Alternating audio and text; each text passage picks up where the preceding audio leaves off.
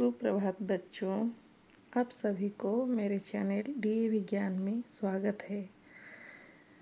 आज हम पढ़ने जा रहे हैं कक्षा दूसरी के अभ्यास 3 दादी की गांव का प्रश्नोत्तर कार्यक्रम। चलिए अब शुरू करते हैं।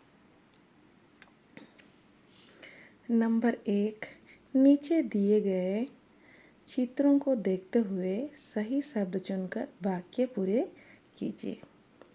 तो चलिए हम नीचे क्या वाक्य दिए हुए हैं, शब्द दिए हुए हैं। देखिए, नीचे दिए गए चित्रों को देखते हुए सही शब्द चुनकर वाक्य पूरे कीजिए।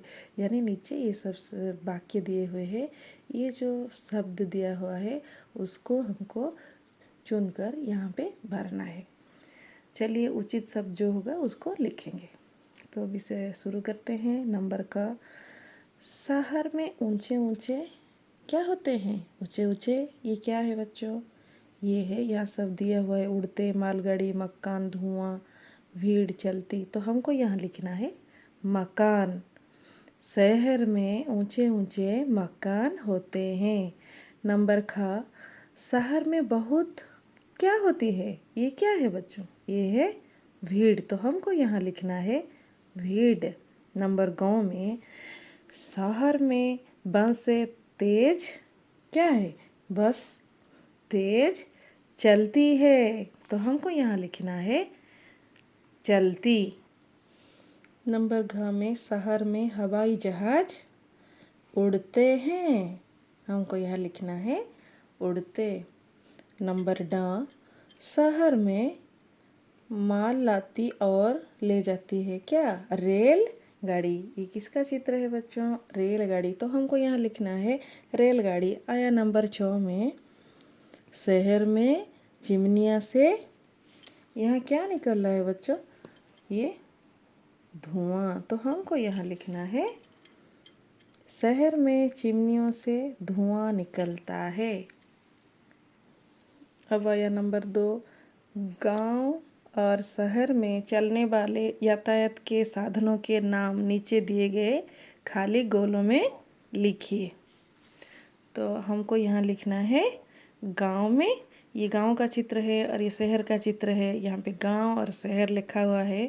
हमको देखना है चित्र देखकर क्या क्या गांव में चलता है लिखना है और शहर में लिखना है। तो चलिए पहले हम गांव में क्या क्या चित्र दिया है उसको लिखते हैं।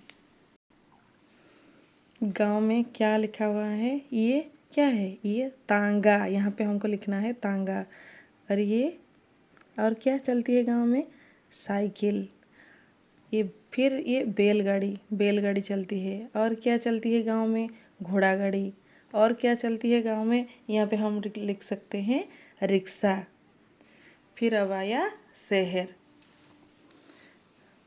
बच्चों ये शहर है, शहर का चित्र दिया हुआ है। शहर में आप सब रहते हैं, क्या देखते हैं? शहर में कौन सा चलता है वाहन, यानी यातायात के साधनों?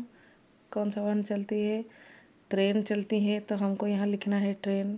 कार चलती है। फिर बस चलता है। मोटरसाइकिल चलता है, हमको यहाँ लिखना है मोटरसाइकिल। और स्कूटर चलता है, हमको यहाँ लिखना है स्कूटर।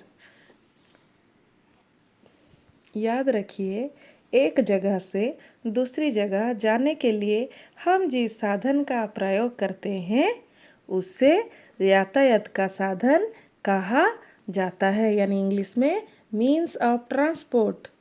ओके बच्चों, आ गया समझ में? ठीक है, अब हम नंबर 3। अब आया नंबर 3। नंबर 3 में दिए गए उदाहरण के अनुसार शब्द लिखिए। एक, अनेक।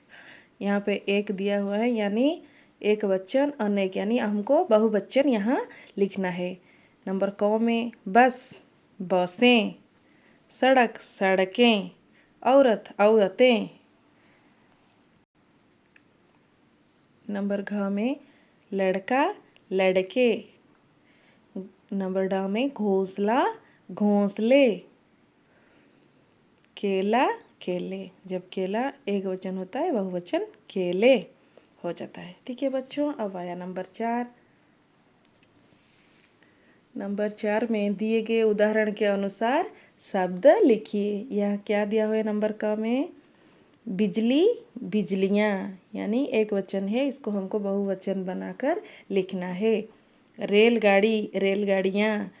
याद रखिए बच्चों, जब एक वचन से बहुवचन होता है तो यहाँ मात्रा चेंज होती है, बदल जाती है। यानी रेलगाड़ी, ये बड़ी ड में बड़ी की मात्रा है, यहाँ जब बहुवचन में रेलगाड़ियाँ होगा, रेलगाड़ियाँ, तो उसी समय में ड के ऊपर छोटी की मात्रा यानी मात्रा बदल जाती है। तो ये बच्चों आपको ध्यान रखना है, लिखते समय मात्रा को बदल कर लिखना है।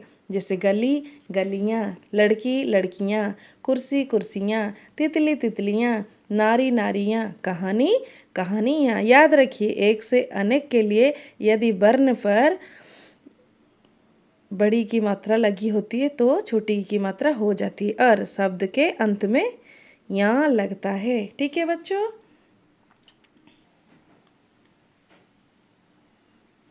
अब आया नंबर 5। दिए गए उदाहरण के अनुसार शब्द लिखिए। दिए गए उदाहरण के अनुसार शब्द लिखिए। आया नंबर क में पढ़ पढ़ो पढ़ते। इसी तरह ख में क्या होगा? लिख लिखो लिखते। कर करो करते। काट काटो काटते। सुन सुनो सुनते।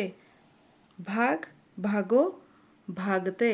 हंस हंसो हंसते। अब आया नंबर 6। दिए गए वाक्यों में हाँ या हैं लगाइए। नंबर क, माला चली गई है। नंबर ख, बच्चे खेल रहे हैं। ग, सभी काम करते हैं। नंबर घ में नाली साफ है। नंबर ड में आम पक गए हैं। नंबर 7 में बच्चों, शब्द सीढ़ी को दिए गए वर्णों से पूरा कीजिए। हमको यहाँ दिया गया है म, त, ग, अर्थ। हमको यहाँ ये खाली बक्स को पूरा करना है। ऊपर में क्या लिखा हुआ है? र। हमको यहाँ लिखना है था, रथ, साथ, रथ, साथ। यहाँ पे त लिखना है, बात, साथ।